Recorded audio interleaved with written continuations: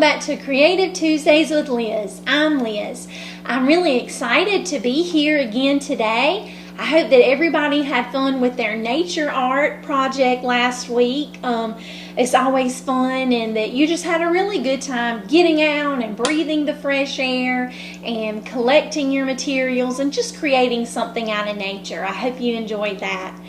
Today we will be creating a koi fish picture.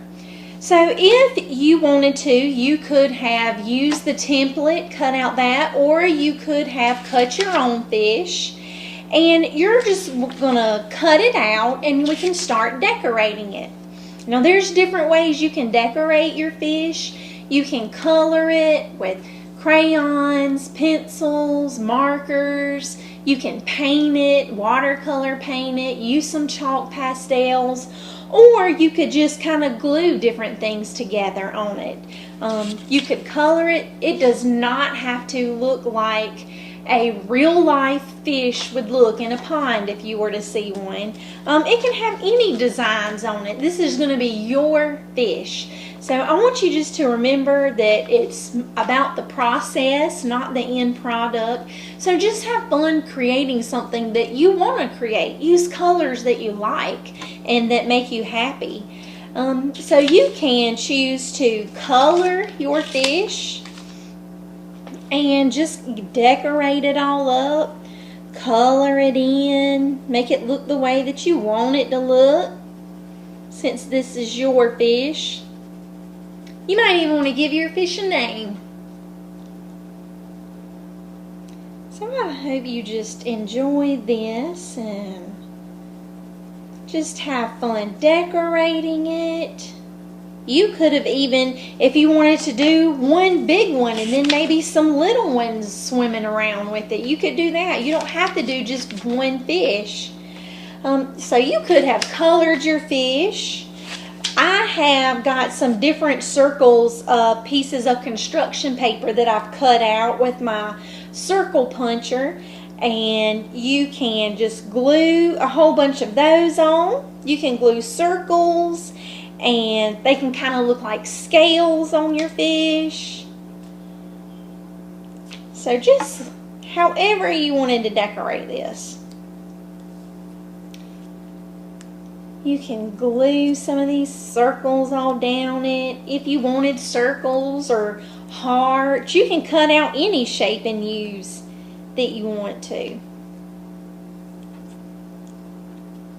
So I'm kind of overlapping these circles just a little bit to make them look more like scales of a fish. How I imagine they would look up close and if they were colorful.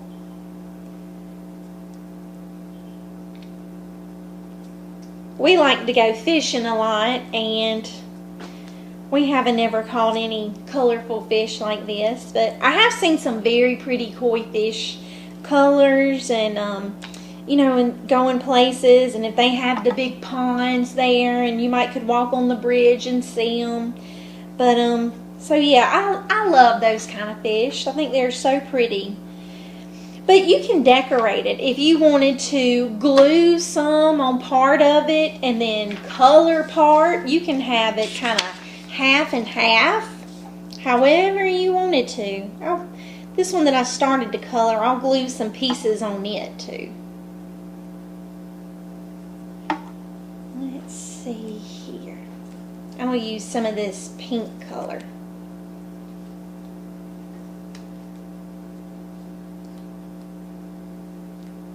So you can kind of mix it up a little and just have this look any way you want it to. You can do, I mean, really it's endless how you can do this and create your fish. So you can just have it mix and match all kind of things on here.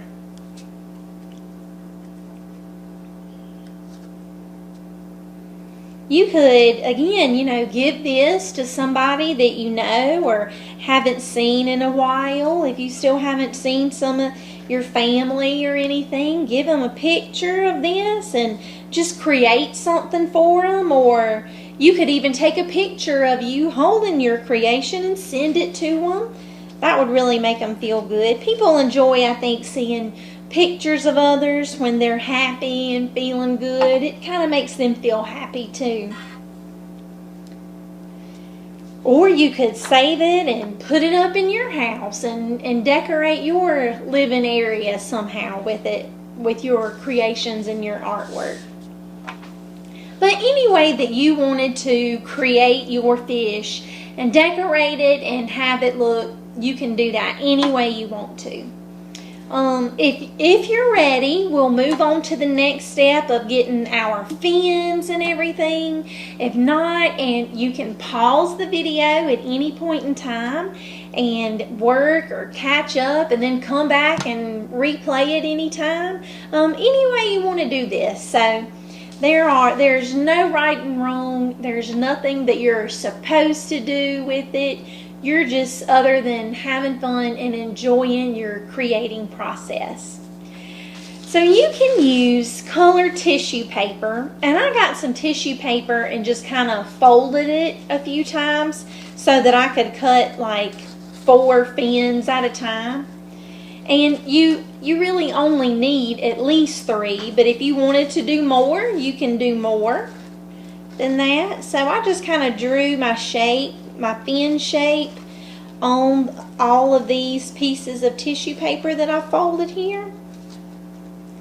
And kind of just getting a head start. I'm cutting once, but I'm going to get like, well, maybe 6 different fins. Since tissue paper is kind of thin, it's easy to fold and cut a whole lot of pieces at one time. You could use different color fins, however you wanted to do it.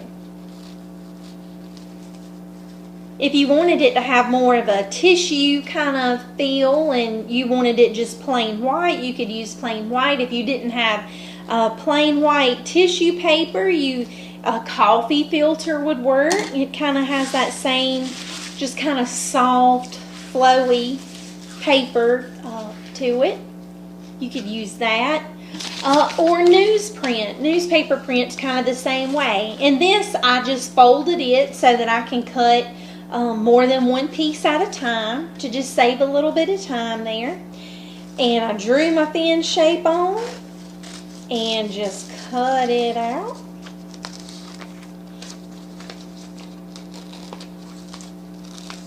So we'll have these fins here.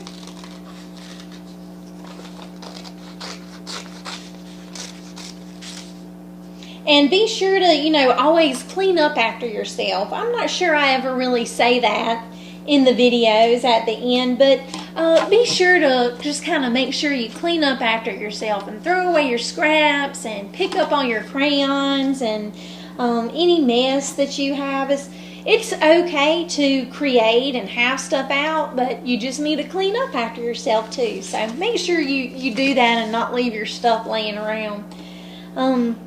So we've got the tissue paper fins. We've got some newsprint fins here.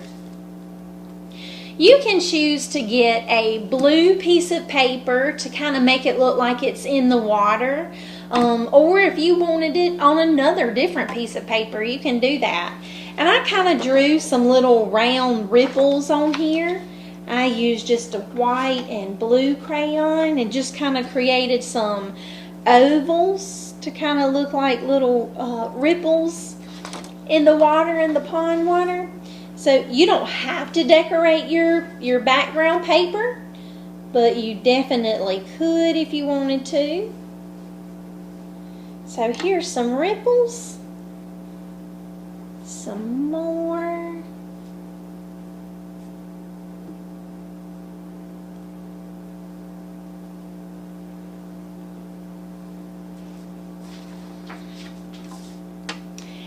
Now when it's time to glue your fish on, you can, to kind of make it look like it's sticking up off the paper a little bit, if you just kind of curve it like this a little, just give it a little arc in the middle, you can put glue along the sides. Now you can glue your fins on first and then glue your fish on. You can do this any way that you want to. But I'm going to just show you about how to get to make it stand up like. So you would put glue just around the sides there. And we're going to kind of arc it up in the middle. And just kind of press it down on the ends there where you put the glue. And see, it kind of looks like, not as much as the frogs were when we made our frogs on the lily pad. But, oh, you could pull out your frog on the lily pad. You could create a whole pond kind of thing. It would look really cool. So just kind of glued down with a little arch in it like that. Just kind of looks like it's up off the paper, a little 3D. Now, when it's time for your fins, I'm going to do some pink ones with this one. You can fold up the ends just a little bit. The smaller end, we'll kind of put some little folds in it. And just to kind of give that a little bit of a different, kind of maybe, it looks like it's kind of moving more instead of just being, you can just glue it flat down in place if you wanted to. Glue it down flat like that on your fish. Or I like to, like I said, just kind of fold up some of the ends, the end that's got skinnier, and then glue it on like that. I think it just kind of creates like a visual movement. Like it's kind of got that illusion. So, and then we'll glue that down.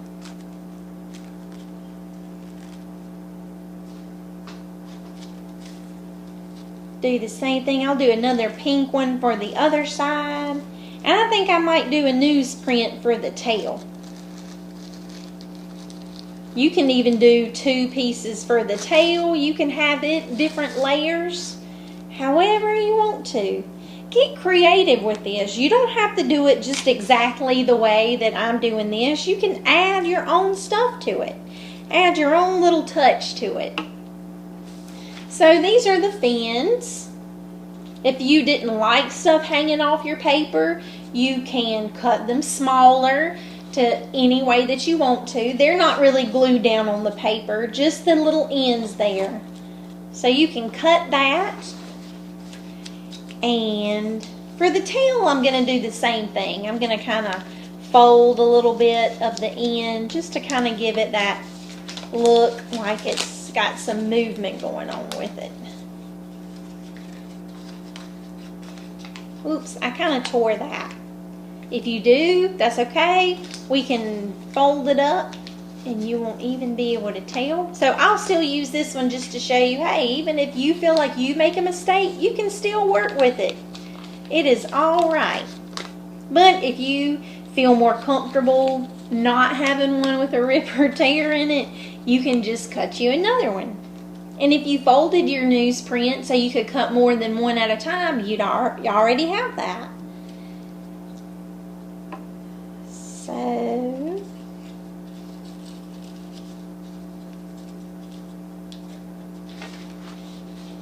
here we go. There is his tail. And we got some of the ripples. You can even go back, you can draw a lily pad on it. You can, a frog, like I said, you could have cut out and made a smaller fish if you wanted to.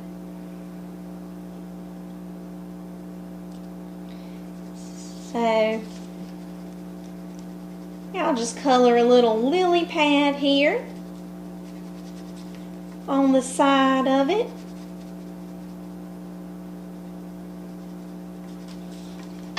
And like I said, think about a name for your fish. You can give it a name. You don't have to, but you can. You can, oh, please take a picture of this and send it to us, the Lancaster County Council of the Arts, and so that we can see it, your creation. So it's really fun and interesting. I mean, it's the same project, a fish in a pond, but everybody's will look so different. No two will be alike. Even, I don't think that you might not be able to make 2 alike. We'll just put some more little ripples going around in there like he's swimming.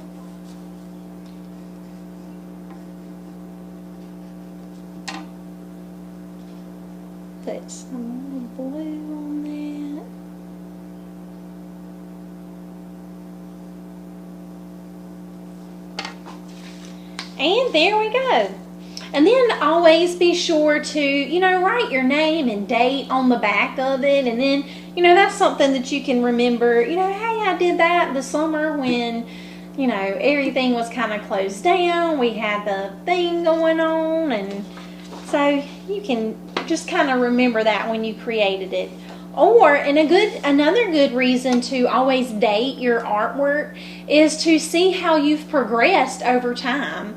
If you do one drawing or piece of artwork today, and then 2 years from now you do another of the same kind of artwork or drawing, then you will definitely be able to see a difference and tell that, hey, I've progressed over time. I've gotten a little bit better, and I feel like this skill is a little bit better of mine than it used to be. So that's just a good little reference point to have the date on there. Next week we can come together and create some printmaking art. So you can get a styrofoam, any piece of styrofoam. A styrofoam plate would work.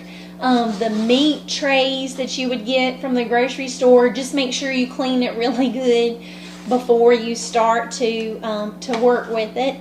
So you can get styrofoam, and you can even cut out so it's just a flat part. So we're going to come together next week and create our printmaking.